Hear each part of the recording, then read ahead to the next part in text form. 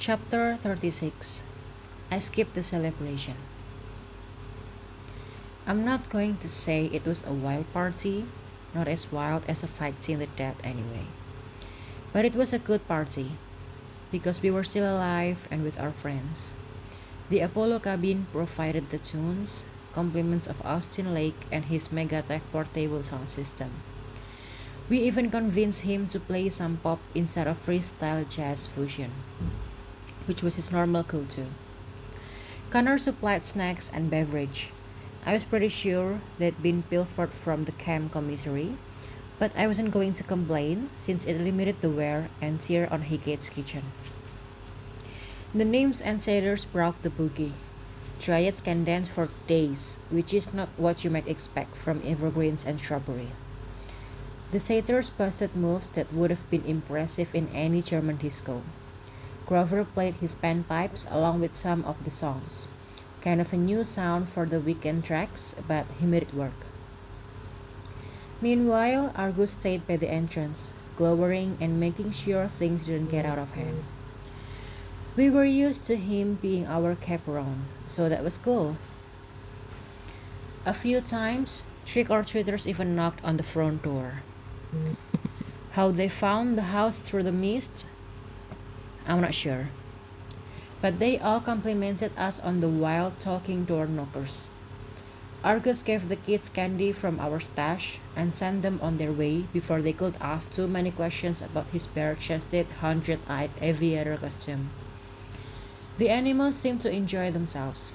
The moray eels only returned to their tank after showing us their favorite line dances and being bribed with extra helpings of frozen fish.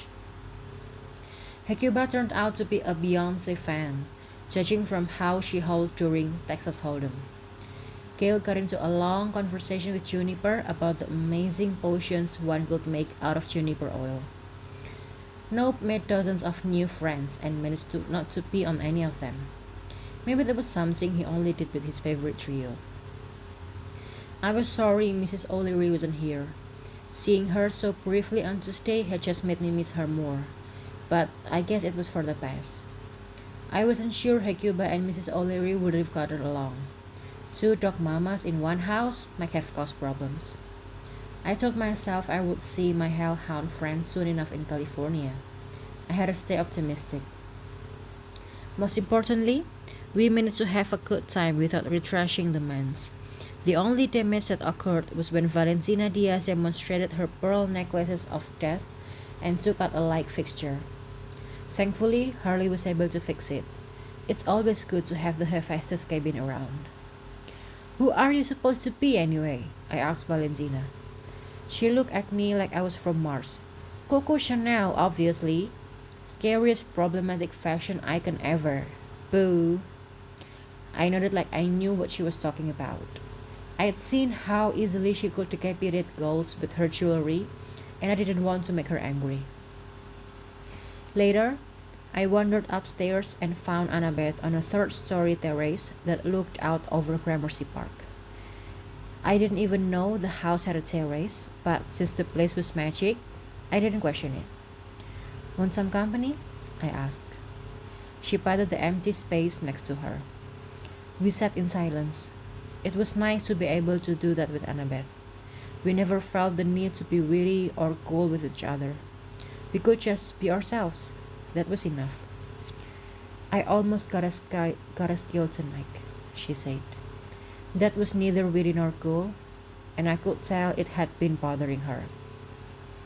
"You're being too hard on yourself," I said. She shook her head. I heard Stuyvesant's voice, thinking I could summon a spirit like him on Halloween, thinking I could handle those torches by myself. That was a mistake, like he said. I had a feeling she wasn't such a fan of Peter Stuyvesant anymore, and honestly, same. "It worked out," I said. "The house got fixed." "Yes, but..." She shuddered. My fatal flaw got in the way again. If I'd lost you because of my own pride... I took her hand. Her fingers were cold. "You're not getting rid of me that easy. We've all got our fatal flaws, right? If yours is hummus..." She laughed quickly. "Hubris." That's what I said. I'm fine with it. It balances out my flow of being too modest about my incredible dance moves. Let's try. Besides, I gotta believe we're a good team because we make each other's fatal flaws into slightly less fatal flaws.